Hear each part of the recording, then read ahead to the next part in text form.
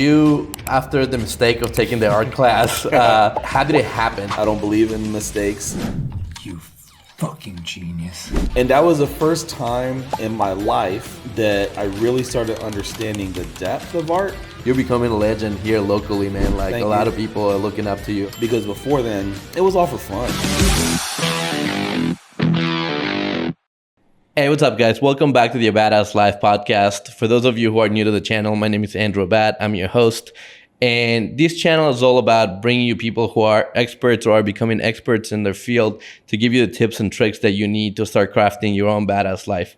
Today is a very special episode because with us, we have Nieves. He is a very talented man who wears many hats, and we're going to learn a ton today. Thanks for taking the time, man. Oh, absolutely, man. It's a pleasure to be here. I'm excited to be here because the first time you showed me this room, I was like, man, one of these days, hopefully I'll be blessed to sit down with you here. No, of course. And I want the audience to have a little bit of background on you. So tell us a little bit about yourself, where you come from, who you are, how do you landed here in Ocala? Yeah, so I'm trying to see, man, because, I want to make sure I kind of compile it right. My name is Nieves. I've been in Ocala we're going on 5 years. Before here, I was in Orlando, and I went to the University of Central Florida, got a BFA in graphic design. What was interesting about that is that in the whole time I'm on track for graphic design. But the last semester, I accidentally enrolled into a 4,000 level art painting class. And it was interesting because before then I had never painted. Again, it was an absolute mistake, but I don't believe in mistakes, especially ones like this. So anywho, I ended up in this class with the most advanced painters, most beautiful people I've ever met artistically. And, I was at UCF, I did, the track to become a graphic designer. So, I was an artist in high school. I did all the art. I did all the, I was the editorial for the school newspaper and all that kind of stuff. So always inclined with art, always loved art, always had a knack for it. And I finally found myself in a place where I was surrounded by like a lot of people that honestly were just better than me, and it was a very humbling experience, but at the same time, it was an experience that drew me super close to painting and understanding. I don't know, it was, because at that time I was doing graphic design. And so, of course, it was, all computer based. I was doing some, traditional drawing classes, things of that nature. But working with paint, there was something very something kind of was released within me when I was working with paint, like a freedom. And so that was the very last semester at UCF. I graduated with my BFA in graphic design and really tried my hand at that. Did a lot of freelance work, and ultimately, after a lot of freelance work and just failed retail jobs, I couldn't find a job for the life of me. I ultimately landed as a full-time art teacher in Orlando, Florida, and I did middle school art. And it was during this time that like teaching art, and then the classroom had a very nice studio attached to it. I really tried my hand at painting, and that's when everything kind of blossomed, from there. Did you, after the mistake of taking the art class, how did it happen? So did you figure it out right then and there that was your purpose? That's what you wanted to do, or was it like gradually becoming more and more interesting to you? It became more and more interesting to me, and this is actually cool that we're talking about this. I don't think I've ever talked about this section of my life in my art journey. So in that class, it was the first time that we had critiques, and I had never had my art critique before that. You figured in high school, everybody, hooray, applauding my work. And, I would win the class superlatives, best artist every single year, all that kind of stuff. And it was awesome, right, to get so many pats on the back. But for the first time in my life in college, I had my work handed back to me, by my peers, not even the professor, by my peers. And rightfully so, right? They weren't spiteful. They were nothing. They were asking very tough questions. Like, why did you make that decision? Why did you choose this subject matter as opposed to this subject matter when the project called for this? And that was the first time in my life that I really started understanding the depth of art, because before then it was all for fun. It was all for fun. It was all for show. It was all for the expression of talent. And we might get into that a little bit later in the podcast, because that's kind of a life philosophy now that I'm working through, and that I like to talk to people about. That, it's one thing to be talented at something, to just show, but there's a story to be told. And all of us have a story to tell in whatever media we go through, we do it through. So anyway, we might delve into that a little bit later, but that's when that life philosophy kind of started, was in college. So yeah, at that time, I told myself, okay, this is something that I really enjoy. And I was in a conundrum because I was already pretty much done with my college career as a graphic designer, right? Like, I wasn't going to stay in for another year, 2 years, 4 years, in that zone. So right. I graduated, and it was almost like this, like the girl that got away, like like that feeling of like, man, like I miss that, I miss her, and because I was trying so hard to do graphic design, right? Applying for tons of jobs and all this type of stuff, and painting, like the physicality of painting was just something that I let go after college. And it wasn't until, so I spent about a good almost decade. I'd say almost a decade working retail and trying to figure out what I was going to do with that degree, because it didn't pan out. Mm-hmm. And then one day while I was teaching, I started utilizing the studio to get back into painting. And then around the same time, I was invited to MegaCon in Orlando, the huge comic book convention. Mm-hmm. And a couple friends of mine at the time that I was in drawing classes with in college, they had booths there. And my world was just open to this whole, like my eyes were just open to this whole world of like the comic book industry and Comic-Con and, just all of that. So anywho, that's really what started my trajectory to painting. And I painted a lot of superheroes, Star Wars fandoms. And that's really what got the engine like primed for where I'm at now.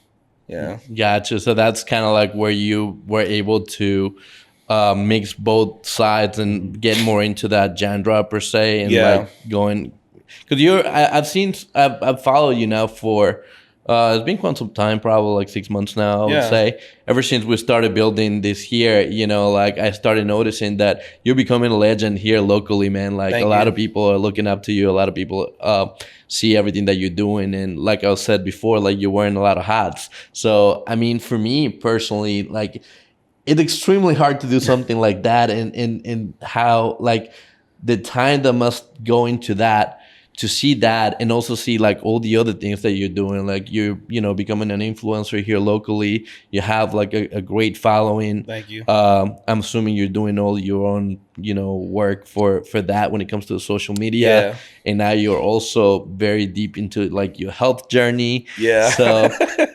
let's talk a lot. Let's talk a little bit more about that. Like, at what point did you realize that maybe the social media was gonna help this side of things, the business part of like the art, and then like everything else that you got going on?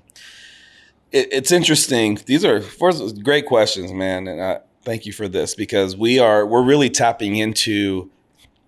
I've done a handful of podcasts, and they've all been great, and every host has a way of presenting the topics and asking the questions. And how, what you're bringing to the table right now and asking me, I've actually never really delved deeply into this. So this is great. This is a really great conversation. So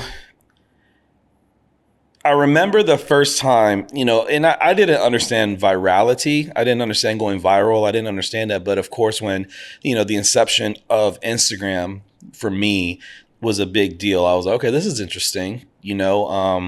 just this very curated way of looking at someone's life.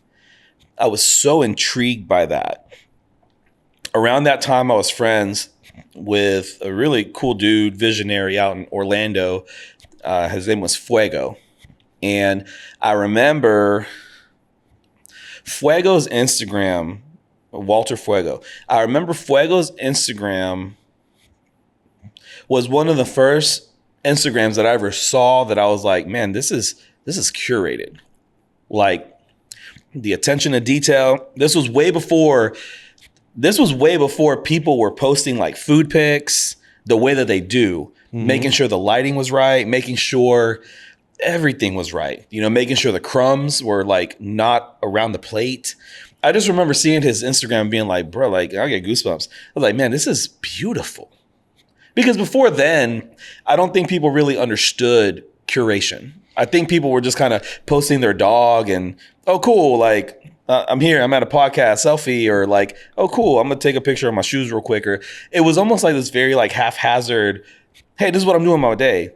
Nobody really, I don't think a lot of people during that time, and maybe if you were a photographer and you were skilled and knowledgeable and you already had the eye to see how something could be presented very dynamically and beautifully, right? So I think in the very beginning, the photographers and the videographers, they were like king of the hill, queen of the hill, like everyone, oh my God. And then of course, year after year after year, YouTube University, how to take dynamic photos, how to take dynamic videos. A lot of influencers started to rise and teach people, which is a beautiful thing. One of those being Gary Vee. Shout out to Gary Vee. He really helped me out in my journey as an influencer. But it started with Instagram, right? When it first started, 10 plus years ago. And how long have you been doing social media and in your influencer journey? Do you remember the year when you started taking it more seriously? I'd say I don't remember the year, but I would definitely say at least like 15 years, because it was like around the end.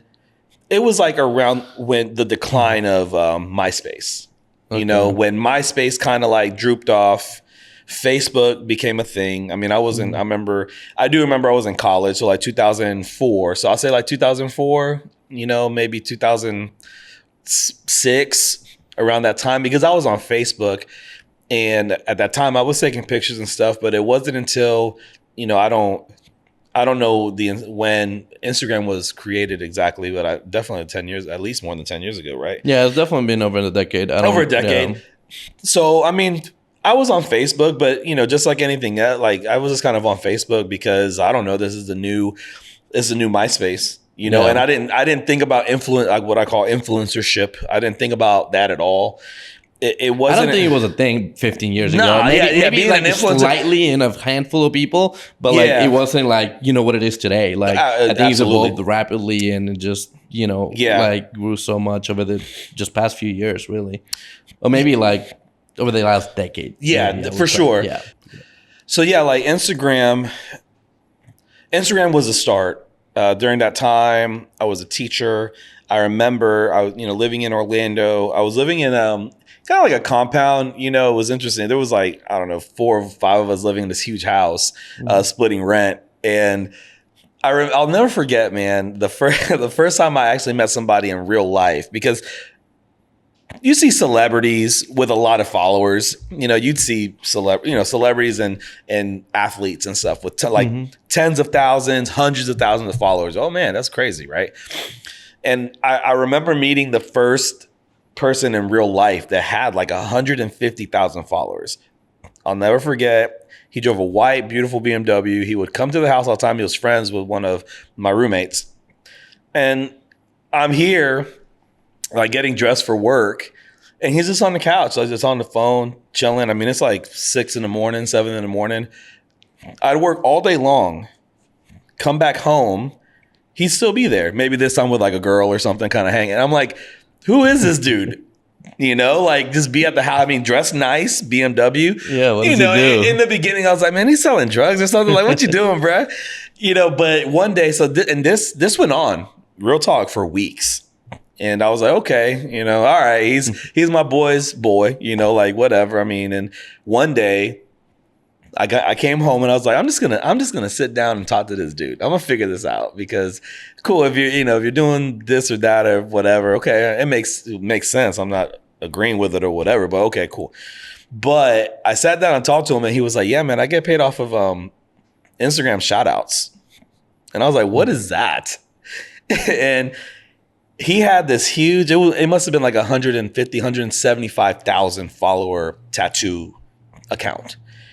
And all day long, all this dude did was get $25 hits, $50 hits, $100 hits for people that paid for a 1 hour shout out, 24-hour shout out, or permanent shout out.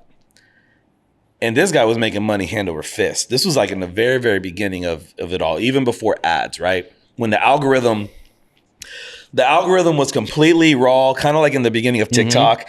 You know, now it's funny. Knowing this, you know, you see TikTok evolve, and now you got to pay to play, and now you see TikTok shop. But in the beginning, TikTok was like the Wild Wild West. Yeah. And the algorithm was insane. And so I was like, are you kidding me, man? So he just sat down and taught me, you know, how to do it, how to communicate with people, how to look legit, and, you know, do what you say you're going to do. You post it, and then ultimately word of mouth goes around, and you're making $300, $400, $500, $1,000 a day. And that's what he was doing, man. And I didn't go that route per se, but it was the first time that like my eyes were open to like, bro, I'm here. I mean, I enjoyed teaching. That's another story for another day, maybe. But I enjoyed teaching. But like knowing that I know a guy now that makes anywhere between $500 to $1,000 a day just by communicating with people on Instagram, and his PayPal is just dinging all day. It blew my mind, and I couldn't stop thinking about it. That's all I would think about at work. And that's when it started, because, you know, and then he connected me to some of his friends in the comic book industry that had huge account followings. And one of his friends did a shout out for me. We connected it to a like a raffle, like a contest. And we were off to the races, man. Like overnight, I gained like 10,000 followers from that contest. And it was for a set of prints of some of my artwork. And that was the first time that I had ever had that kind of result of like, okay, this plus this equals this many followers, or this plus this equals people really paying attention. And yes, the algorithm is different, and now tons of people do giveaways and things like that. That's kind of a normal thing to do to kind of set the tone.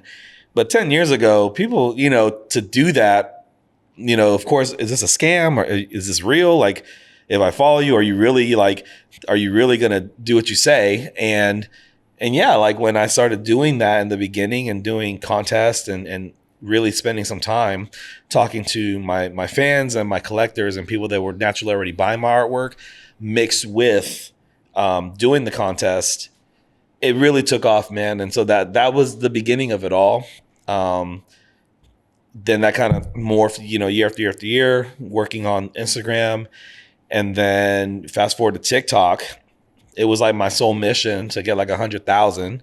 Took me about a year to get that, but I fought. And I used all the techniques that Gary Vee taught me. Gary Vee's the GOAT. Yeah, no, he's definitely the GOAT. You know, like when I watched one of his first videos, you know, Make Monday Your Bitch, it changed my life, bro. Like, who's this guy standing in Times Square, like talking to the camera? Like back then, you just didn't really see people, not just an influencer, but just somebody on camera cussing.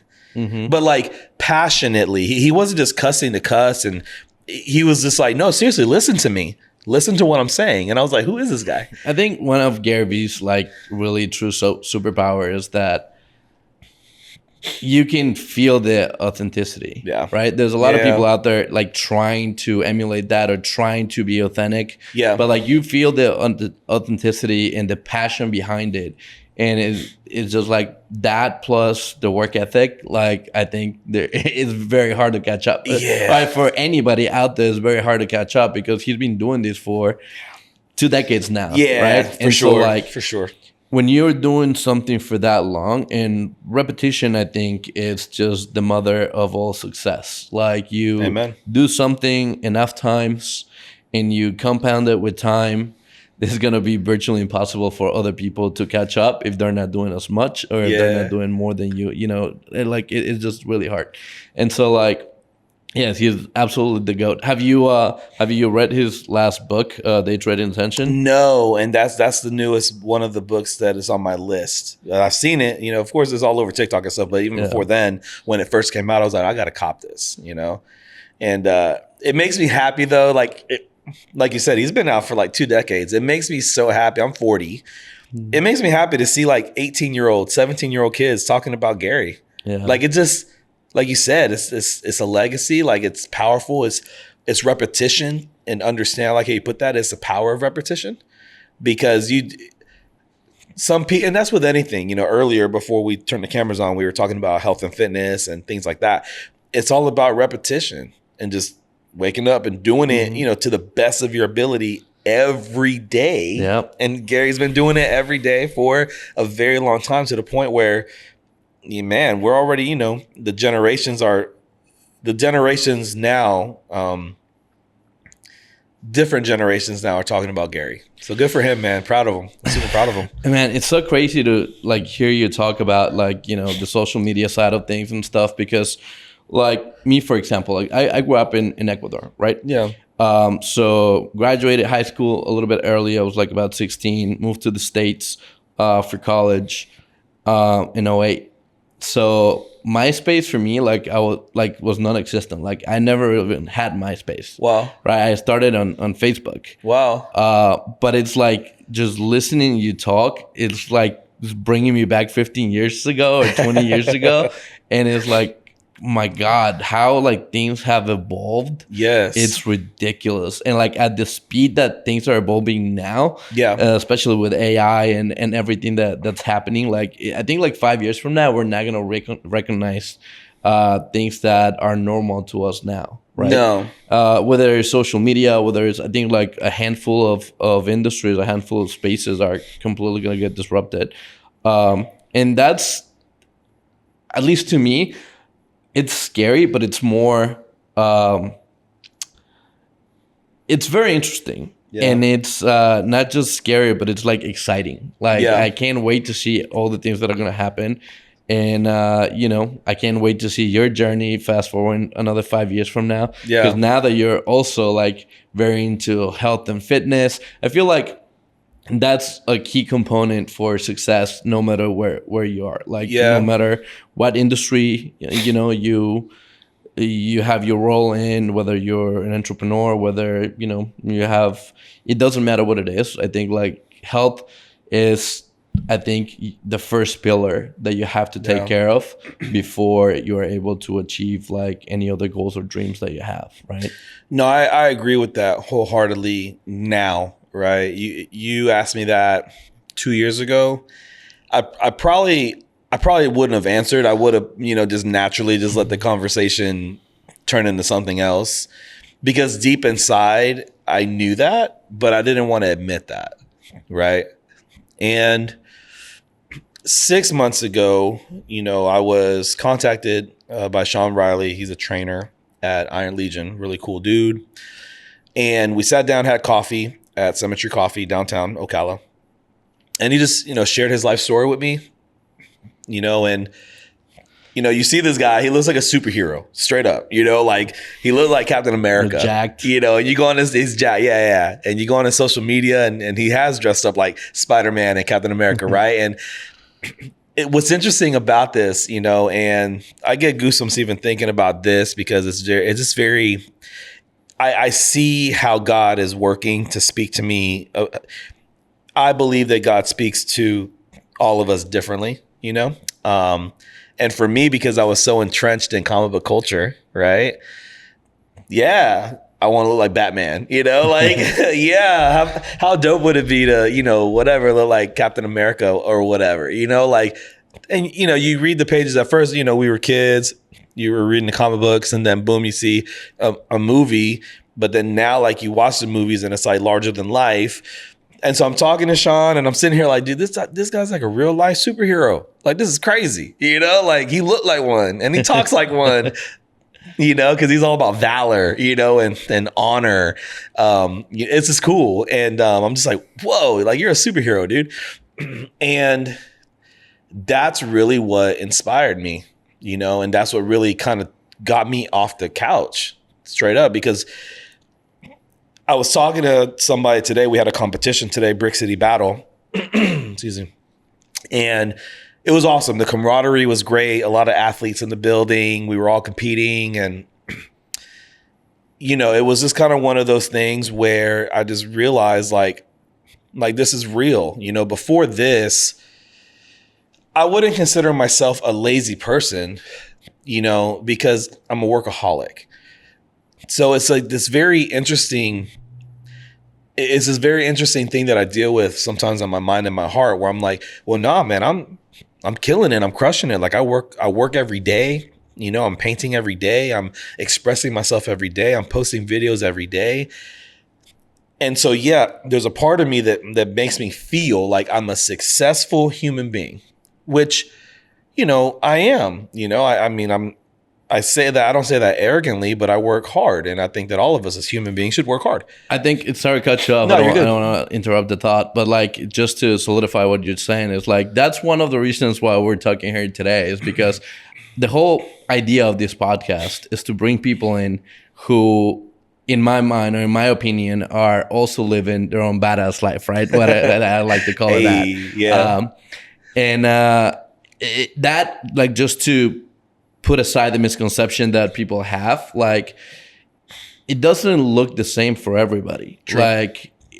Like crafting your life, to me at least, is just giving yourself the options to do whatever it is that you want to do with your life, and just focusing and putting 110% of your efforts towards crafting that. Like it doesn't have to look like, you know, what anybody else has for them. Like it's not about the money. It's not about the cars. It's not about like anything that people seem to associate with, you know, being a badass or living a badass life, the vacations, the things. It's just like really being like true to yourself. Yeah. And putting all your resources and everything that you have towards achieving that, right? Yeah. So it's like that's something that I see in you. Like Thank you. Like you said, you have extreme amount of talent where like it's so nice to see it being recognized here locally and eventually, you know, maybe like go bigger.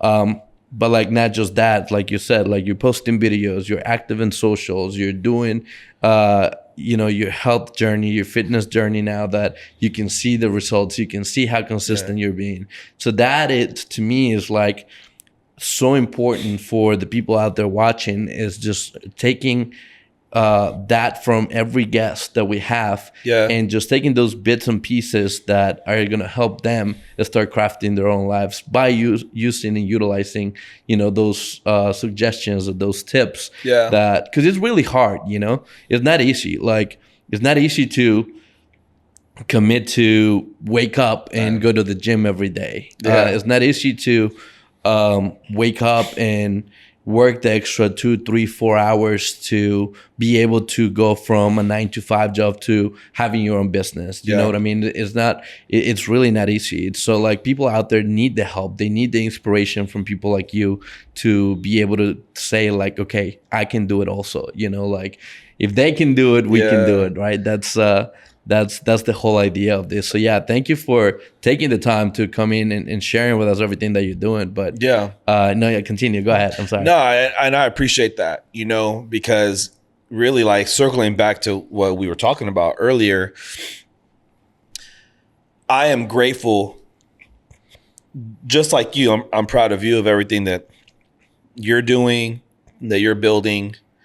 And I say that to anybody watching that's also building and working hard, because I understand that us as human beings, we go through a lot. We do. Life is not easy.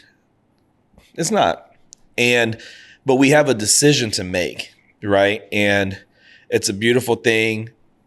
You know, you're married, you have a family. That's something that I pray for, you know, and I have to at times kind of fight for purpose because I have friends and colleagues that are very near and dear to me, that they have families, they have a wife, they have children.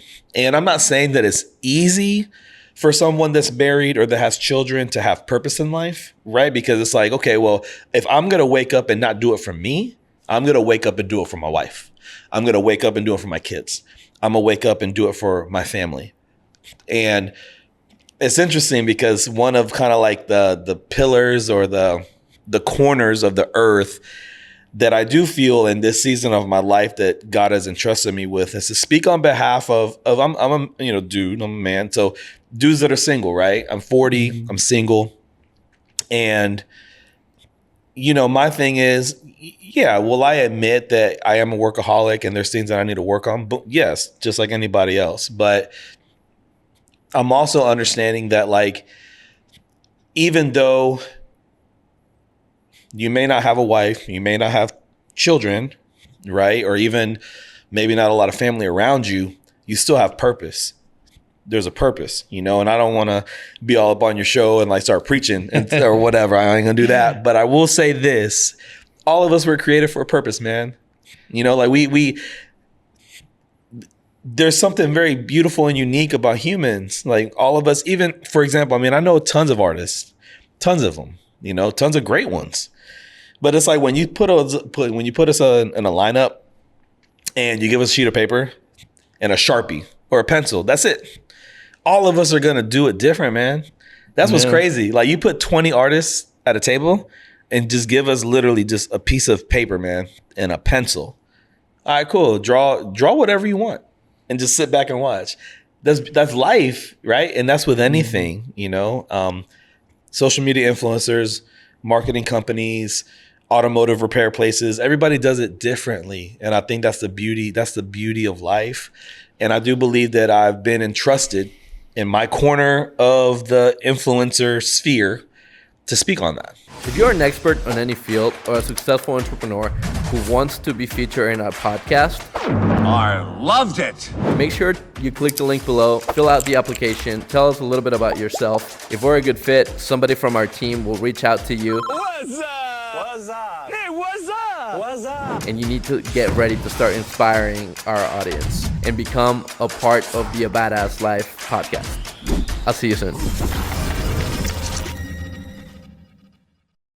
See, I think that's something like really powerful, because something that you said is like finding the beauty on whatever it is that you do, no matter what it is. Yeah. Because it could be art, it could be business, it could be family, it could be, anything that you do. There is always a way to find the beauty in it. Like you sharing your talent through your art and, expressing yourself through it and making beautiful pieces like these for all kinds of people,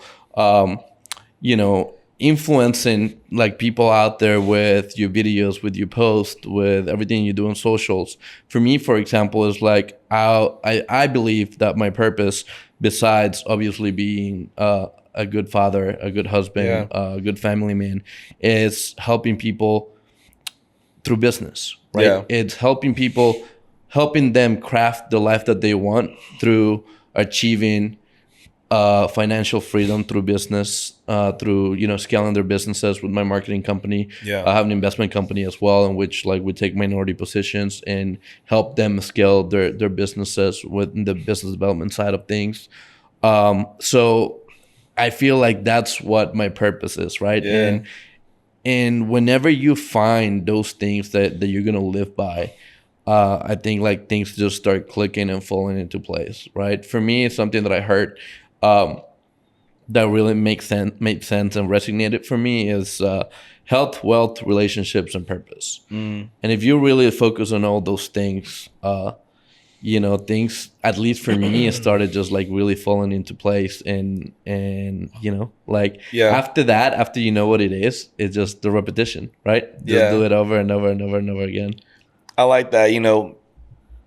When you shared everything, when you said wealth, I don't know why I thought about Grant Cardone, and I love him too. And one of the big things about him that he would talk about for a while, I remember one thing that he was just like a stickler on was check your bank account every day.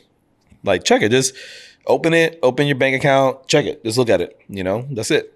And the whole purpose of that was for you to force yourself to see that number and to ask yourself, are you okay with that number? Are you not okay with that number? If you're not okay with that number, what are you doing to fix it? Or if you're checking your bank every day because you're just checking it to look at the number, and after a week, I don't know, $700 is not there, and you're upset about that because $700 wasn't generated, but it was taken out. Why? You said wealth, and I just was taken to this, these videos that I remember with Grant Cardone that was so impactful for me.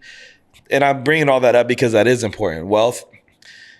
I think a lot of people get caught up in the cars and the this and the that. And don't get me wrong. I want that and I will have that. I have my cars that I'm going to love driving when that time of my life comes. But I think it's also understanding that building wealth, creating generational wealth is freedom.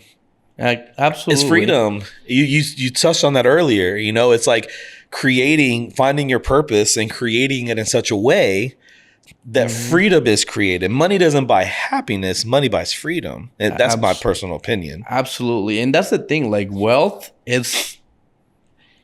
can have many forms, right? Yeah. It's not just the money. Yep. Money is just the tool to create the freedom that you want. At the end of the day, that's what I think most of us are looking for, right? Yeah. It's just like have the ability to do what you want, spend the extra time with your family. I feel like a lot of people, and just kind of like diverting from the subject a little bit to like entrepreneurship, a lot of people that go into like the entrepreneurship route, a lot of the times fall into the trap where they go into that path because they want to be their own boss. They want to like have the extra time to spend with their families. They want to have the freedom. And a lot of the times end up being a slave of your business, right? Yeah. Because sometimes you just don't have the experience to, and it's just like a season that you have to go through a lot of the times, But like the reality of things is that wealth has many forms. It's not just finances. There is many, many, many things that can make a person wealthy.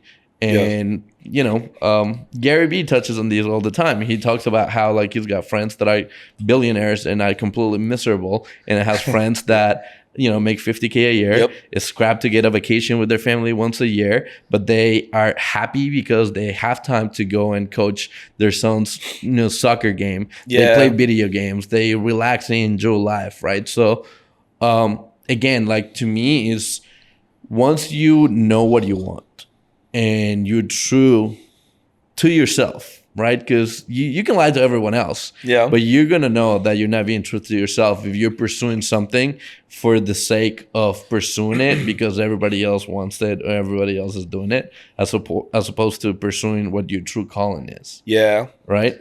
I think that's where a lot of people, including myself, for a period of my life, I was just very drawn to the things that everybody else wanted, right? Yeah.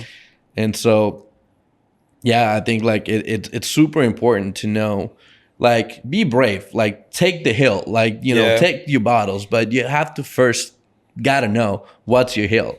What's the hill that you're gonna die on? Like, what are you gonna put all your resources on? And know that at some point in your life, it might change, and that's okay. But just be intentional about that and knowing that, I think that's really, really important. I love where the conversation has been going, and not even now, right now, because I was smiling really big while you were talking, because that's literally the season of life that I'm in right now, is like solidifying my purpose, and I forgot exactly. It must have been some video, and of course the YouTube or something like that, but social media video, but it was very profound to me. And it encouraged the person watching the video to look at your life in decades. I never thought about it like that. I'm 40, so 4 decades. Okay, on a piece of paper, break it down, from 0 to 9 or 0 to 10. What did you learn? From 10 to 20, 21 to 30, boom, boom, boom. And it's interesting, when I mapped out my life that way, and on paper, I'm looking at the decades of my life. When I was a kid, I'm a kid. What did I learn though as a kid? What did I learn from my mom and my dad from school? Boom. Okay, when I started to become a teenager, in the second decade of my life, I became a teenager. I became an adult, technically, 18. And it was just such a transformative way to look at my life. Because after having those conversations with myself, I realized that for a long time, I did not have conversations like that because nobody ever, told me that was important. And again, I do believe that my purpose is like, be the guy that you needed, when you were a particular age that you didn't know. And I think that's why lately I've just really have started to understand that that's my purpose. If my corner of the world is to speak to, just not to get too deep into this side of my life or this part of my testimony, but, to live a life that my dad wasn't there, and my mom, my beautiful mother, was my mom and my dad, and she fought very hard and sacrificed a lot to do whatever she needed to do to bless me with a vehicle or to be able to help me get through college or whatever in those earlier stages of my adulthood, trying to get my feet on the ground. If that's the corner of the earth that I'm being entrusted with, right, then that's what it is. And I think that that's where I'm at in my life, is that I've had a lot of tough conversations within myself to be like, yo, like this is your purpose and this is your hill, right? I love how you put that, because everybody has a hill.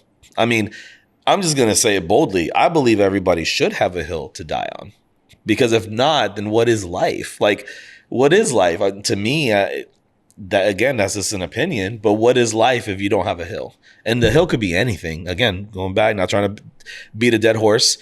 It could be your family. It could be your business. It could be, your religion. It could be whatever. But everybody should have a hill, because that's what clicks or sparks or ignites you every single day to go forward and to be the absolute best that you can be. Because I've been through stints in my life where I had no idea. I was clueless of my purpose, and I was just aimlessly walking this earth. As much as my friends and my mom and the people in my life that love me the most were around me trying to pick me up, it, like you said, it's up to you. You can lie. I love how you put that. You can lie to everybody. You can't lie to yourself. Yeah, yourself and like God, it's really man. sorry. That hit me. You're right, because for a long time I was lying to myself for a long time, and like, yeah, I need to say that, because you hit that. That's hard in a good way for me, because I was lying to myself for a long time, bro. I think we all do Yeah, one way or another, yeah. man. Like we all go through these seasons where like we don't know what we want, we don't know who you are, we don't know who we are, and it's just the journey. It's just the process of finding out like what is it that we truly want, right? And so as long as we are moving forward and being intentional about that journey, that's all you can do, right? Yeah. So the one thing that I did want to touch on with you is, for everybody out there, we live in a world now in which like it's never been easier to promote whatever it is that you do, to share your experience, to share your journey with other people, especially if you're a business owner, if you're an entrepreneur. What would be the advice that you would give to people out there to be able to have success in social media, whether it's with their personal brand, whether it's promoting their business, and get the kind of results that you've gotten so far, just like getting 100,000 views in their videos and being able to promote their product successfully and stuff like that? What would you say is like the key factor that they need to have in order to get similar results? I don't know which camera I need to look at so that they look at my eyes, because I'm about to say something. I don't know if it's this camera right here. Yes. So I'm going to say it just like this, I'm looking right at you. Get out of your head. So many people are just so stuck in their head. And what do I mean by that? Well, people like this, you know, should I have done it this way? Should I have done it this way? Should I have worn the blue dress? Should I have worn the red shoes? Should I have worn a suit? I wore a suit. Should I put a tie on? Get out of your head. Just post. Like, this is crazy. I get so many messages, and this is why I'm writing a book. It's called The Art of Storytelling, and it's coming out very soon. I'm very excited. It's getting edited right now. It's like, it's almost like, you know, lovingly, I want to grab people by their shoulders and shake them. Shake him. And I want to look them in the eyes while I'm lovingly shaking them. And I want to tell them, just be you. I know it's not simple, but like, this is the beauty of this podcast, our conversation specifically, but this podcast as well, but our conversation that we've been having, it's about authenticity.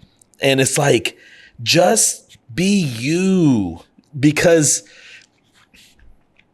some people, maybe there's people out there that say not to be you because that's how you're going to capture the most people. Maybe that's not me. And again, my corner of the influencer sphere and the World Wide Web, I'm the person that's going to tell you, be you. Because guess what? Only people are going to be drawn to that. And the people that don't, it doesn't matter. I need y'all to hear this. It doesn't matter. If they don't like you, it doesn't matter. It's not about attracting everybody, right? It's about attracting the right people. Yes. It's about attracting the right avatar, whether it's for your business or for anything. Like, it's funny because sometimes the simplest advice or the simplest suggestions are often the best ones. Recently, I did a keynote on marketing and branding here in the College of Central Florida. Oh, cool. And I started with a joke, right? So we're like, okay, marketing and branding simplified. And when it came to marketing, it was like, okay, especially, we're focusing on like video, right? Mm-hmm. Video content, social media, stuff like that, like digital marketing. They were like, okay, what's the biggest suggestion that you give us once we started with the Q&A? And I was like, start today and do it the rest of the days after that. Yep. That's it. So like, I pretty much opened with that, right? And I was like, all right, that's the keynote, guys. Goodbye. And then obviously we went into like the nuts and bolts of things and stuff. But it's just the simplest things. Like, I have so many people that come in here, we do podcasting for their businesses. And like you said, they get in their head. They're like, should I wear this? Should I wear that? Oh my God, I stuttered this one time. Like, please edit that out. And it's just like, look, go out and watch the first 50 videos that Mr. Beast did, right? This is your third one. Like, it's okay. Like, you're fine, but like, it's so hard for a lot of us. As humans, we are scared to be judged. We are scared to not be liked. Yes. There's like a wide variety of feelings and emotions that come just because of the way most of us are wired. And so it's normal, but you just have to get uncomfortable and you have to get it done. Otherwise, nothing changes, then nothing changes, right? Like, especially when you are competing for attention in this day and age, it's just a matter of just hit record and do it as much as you can. Yeah, I'll share with you an example of this about authenticity. And like we both said, like, should I wear this? Should I wear that? And it literally wasn't this. So I was a TED Talk speaker for TEDx Ocala about 3 years ago. And my TED Talk was on the power of the visual voice. The theme of the whole TED Talk was voice. So mine was on the power of the visual voice. So I talked about art and how, art can speak to us. And I remember about a week Now, mind you, I've been busting my butt and memorizing my talk and my speech and rearranging paragraphs and editing, and the toughest thing was what I was gonna wear, right? Because you can say maybe it was a mistake or whatever, but my mentor and the coaches, they all say, watch TED Talks, see how they present themselves, see how they talk, see boom, boom, boom, boom, and see how they dress or whatever. But what was interesting is that, like, while I was watching it, everybody was like dressed very professionally. Like everybody had slacks. A lot of the men had a tie, or maybe it was like a suit with like not a tie, just button one unbutton or whatever, like a polo tucked into some khakis. And I remember being like, that's not me though. That's not how I dress. That's not how I do my thing. And I was so perplexed for like a week, 2 weeks straight, up to the point, not even joking, up to the point the morning I had it all planned out. I was going to wear a suit. And I was like, this just isn't, I like to wear a suit for other things. But like, if I'm going to be standing on stage talking about art, like I want to feel like an artist. And I'll never forget, I had my suit laid out and I was like, man, I don't want to wear that. And I have my studio pants that are covered in paint, like covered in paint. I love where this is going. And I was like, man, F it. Nice. I'm gonna wear my studio pants. I'm about to cry. I'm gonna wear my studio pants because that's me. That's me. That's awesome. I still wore it was like a white button up, but I was like, you know what? I'm gonna wear my studio pants because I feel, they fit just right. I've been wearing them for like 2 years, and every time I go to the studio, there's always a new paint splatter on it. And bro, like I did my TED Talk, on the red dot in my paint pants, and I felt like me. Like I felt like me. And I think that's what happens to a lot of people, right? They're like, no, like if I wear my paint pants, people are gonna judge me because this is TED Talk and you're supposed to be professional. And I'm saying this metaphorically for anything, it's a gala, it's a this, it's a that. You're supposed to dress this way. You're supposed to act this way. And I think that's a life thing. I'm sorry. I'm just getting emotional because I think a lot of people are stuck. They're stuck in that. And I don't want anybody to be stuck in that because like your authentic self there's so much freedom and love like in the midst of that. Like there's just so much freedom. I don't know, man. You can tell, the passion and how much this weighs on you and how you're, that's something that I think not everybody would have had the guts and the courage to do, No, I appreciate that. It just, I've never put it that way. Like my corner, right? Like my corner of the influencer sphere. I'm going to start saying that more often because it just kind of came out and it sounds good. Because it's like for a long time, I wanted the whole pie. No. I'm gonna be real. I wanted it all, right? I wanted 1 million followers. I wasn't happy with 134,000. I wanted 1 million, right? And for the longest time, I fought and fought and fought, right? And posted and put. And I'm not saying that I'm not, but it's like my intention. It's like where I was authentic in so many other things. There was a part of me that was like, nah, I'm posting because I want 1 million followers. Right. So it's like, then there's layers to this, bro. And that's, it's all in the book. I'm excited to get the book out because there's layers to this, man, because you could be authentic, but you're still like your intentions could be off a little bit. What's the ETA for the book? The ETA is January. It really depends. This January? Coming up. Yeah, because it's done. It's just being edited. It's an ebook. So, the physical book, we'll print it out later, but I want to make sure that at least the ebook's out there, man. Okay. At least the ebook. And you said it's going to be the art of storytelling, right? That's awesome, man. Like, just to touch something on something that you just said quickly, it's like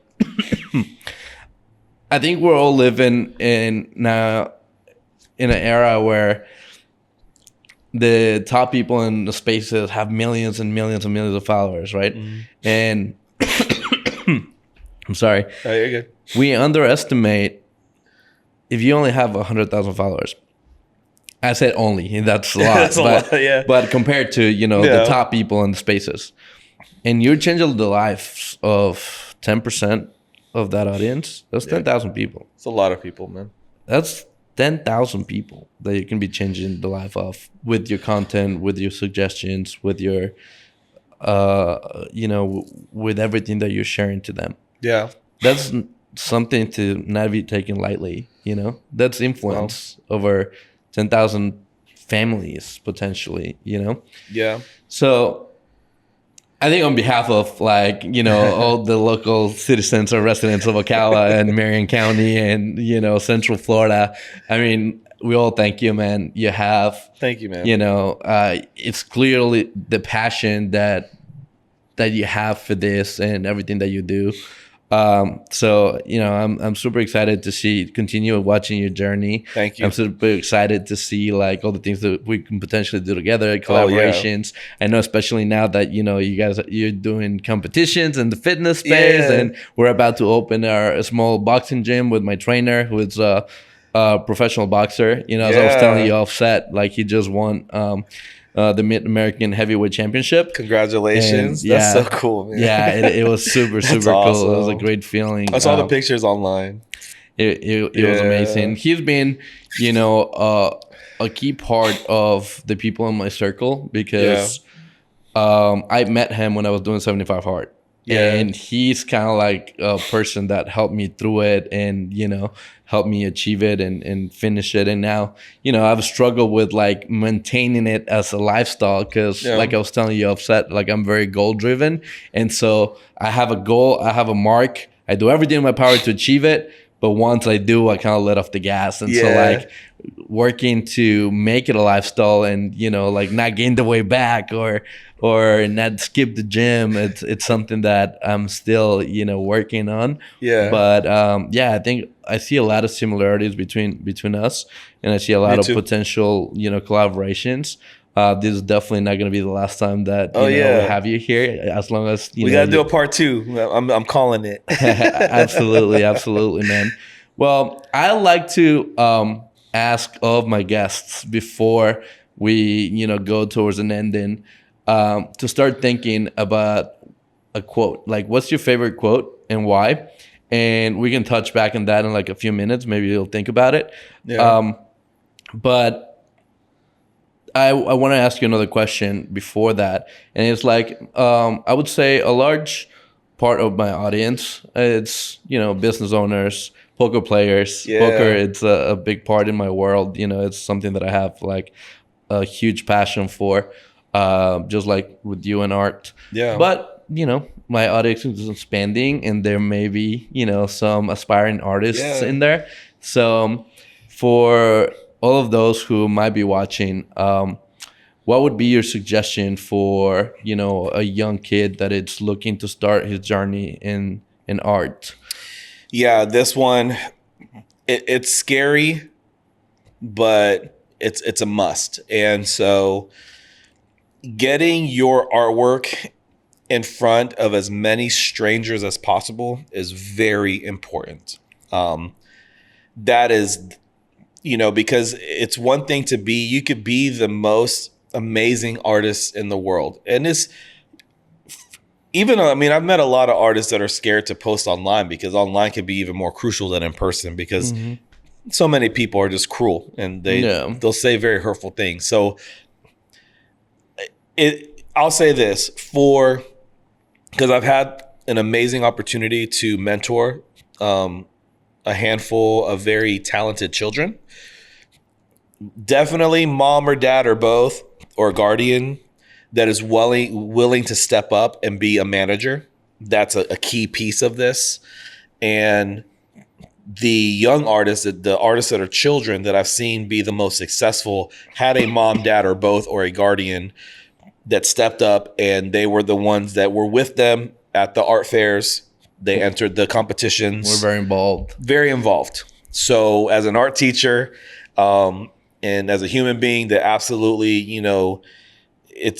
I used to be an art teacher, middle school art teacher. So like I have a heart for kids, and again, in my sphere of influence, specifically children that are wanting to be artists. Parent, if that's you, if there's one parent out there watching this and your child is an artist, this message is 100% for you. Lean into it. Buy them the art supplies if you're able to. Buy them the art supplies and the markers and the paintbrushes and the paint for their birthday, for Christmas. Lean into it. Whatever that looks like, whatever you're capable of doing. Of course, don't get into debt doing it, but if you're able to lean into that, there's so many parents. And I absolutely love sports. I love sports. I have love and respect for it all. I will say this though, man, sports parents, they lean in hard, and rightfully so, because a lot of those kids, they will become professional athletes. I think art gets put in the back burner a lot of times because there's really not a clear outlook. And I get it. There's a clear outlook for a basketball player, a baseball player. There's a clear outlook, and there's already institutions and training camps. All these things are already built out. But as I'm sharing with you this and sharing with everybody and saying this out loud, it's becoming very important to me as I'm saying this, that, whatever those institutions that already exist that maybe need to come to the forefront, I'm going to do a better job of now finding those institutions, finding those programs for the state or, however, so that parents can get connected. So that's one, that's for the child artist, for the parent, to lean in and really allow their kid to shine in that. And a lot of times parents, I've seen it as a teacher, oh, that's just a hobby. And what we're getting into is that art really is something that can be transformative in a person's life. If you attach the business to it, right? So now we're getting into another mode with the adult artist. If that's you're starting off, learn as much as you can about business. YouTube University is key on this. Understanding the art of negotiation. I saw a video, my gosh, what's his name? But I saw a video that was like, he challenged the people, that's his challenge, not mine. So you can't hold me to this, but his challenge was to his audience was, because he's like a multimillionaire. He was like, in 2 years, I want you to read as many books on negotiation, as many books on marketing, boom, boom, boom. He just kind of gave this list out. He was like, if you're not able to sell and make X amount after such and such time, you hit me back and let me know that you did all those things and you still failed. And I'll pay for whatever, But what I'm saying is that if you're an artist and you want to take it serious, you have to understand negotiation. You have to understand contracts. Even me, there's still pieces of the puzzle within contracts that I'm learning, right? As the clients get bigger and bigger and bigger, as the dollar amounts get bigger and bigger and bigger, there's a lot of money at play. Yes, you are an incredible artist, but it's not going to go anywhere if you're keeping it to yourself, if you're keeping it in your notebook, if you're keeping your paintings in your closet. You need to put your art in front of strangers, and you absolutely need to understand the business side of everything. Taxes, everything, fees on Etsy, fees on PayPal, everything. So I think for me, I have like two key takeaways from this, right? And it's like one of the first one is there are conflicting thoughts as far as like the artist in itself learning all the business side of things, right? Because like the way I look at it, it's like you are your own business. Yes. You are providing a service, a product that it's you. You are the business. Yeah. So sometimes I think a lot of entrepreneurs, like, we make the mistake of, like, it's not necessarily a mistake. Sometimes it's a necessary mistake of wearing all the hats. And, like, we end up becoming more proficient once we do whatever the thing is that we're good at. Like, we sharpen the sword on our craft. In this case would be like becoming a better artist, a better painter, whatever the form of art would be, right? Yes. However, you still do need sometimes to do what you said and get scrappy and learn all the other things. Yeah. Because sometimes you just don't have the luxury of maybe having the right manager or the right person that is going to take care of the business side of things. Yes. So it's like the more you can learn about everything and be a well-rounded business without compromising your craft. Yeah. Is like the best, the best for the person overall, right? Absolutely. Yeah, and the second one was really touching on the young artists, right? On kids. Like, now as a parent myself, is one thing that I heard that really resonated with me a lot is, like, the key mistake that a lot of parents do is, if, for example, the kid it's really good at art and painting, but really bad at math, Yeah. they invest in a math tutor. Yeah. That's like crazy mistake. If you think about it, and the kid has the aptitude to, like, create a masterpiece, Yeah. you should be investing in somebody that is going to develop that skill and make him a better artist, right? Who cares if he doesn't, like, learn calculus? Like, we all are here on this earth for a purpose. Yeah. And helping fulfill that purpose to our children, to others, I think is one of the best things that we can do as humans. And that being said, now me as a parent is something that I will try to do to my kid. That's what's up. So yeah, those were the two takeaways that I had on that, man, and those thoughts. I think those are great suggestions. I think you really know what you're doing. Obviously, as you guys can admire this and back. Man, I'm in love with this thing. It looks so cool. It's because it represents a lot of the things in my world. Yeah, right? So absolutely. There's the poker in there, which is like a crucial part of myself and my being. And then it's Ace International. It's basically my holding company for the portfolio of companies that we're part of. And then the logo of Media Minds, which is my marketing company. And AbadAss Life, which is, the name of my podcast and my YouTube channel. So thank you so much for that again, Absolutely. man. Have you thought about your quote yet? Yeah, I have it.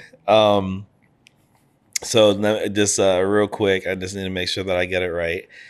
So it's 1 Corinthians 2:9 in the Bible, and it goes, "For no eye has seen, no ear has heard, no mind has imagined what God has in store for those that love him." And it's a scripture that, I hold very near and dear to me. Some people translate that as, the beauty of heaven, that we don't know exactly how it looks like, but for those that love God, we'll be introduced to it. Some people, look at it that way. I look at it like that at times, but I also interpret that as, the closer I get to God and I get to know him, he gets to know me, and I fall more in love with God. He starts showing me things that I've never seen before, like the beauty of life. It kind of just circles back to what we talked about, in purpose, like he shows you your purpose. And so that's awesome, man. That's awesome. That's definitely a ton to think about right there, right? I hope you guys enjoyed it today. If the people watching these want to follow you, want to maybe go to your website and check out your paintings, check out your art, where can they follow you? So everything is The Art of EJ Nieves. So even like I just opened up an X, so Twitter, if you're still, knows on Twitter anymore, but X, Instagram, rebranding on the Instagram, so that'll be coming out soon, and then Facebook, and then the website, theartofejnieves.com. So everything is theartofejnieves.com. Yeah. All right, cool. Guys, you saw it here first. EJ Nieves becoming a legend here locally. Thank you so much for watching. Thank you for putting in the time to start crafting your own badass life. Keep getting those resources. Keep getting those tips and tricks for you to live your own badass life. I'll see you guys next time.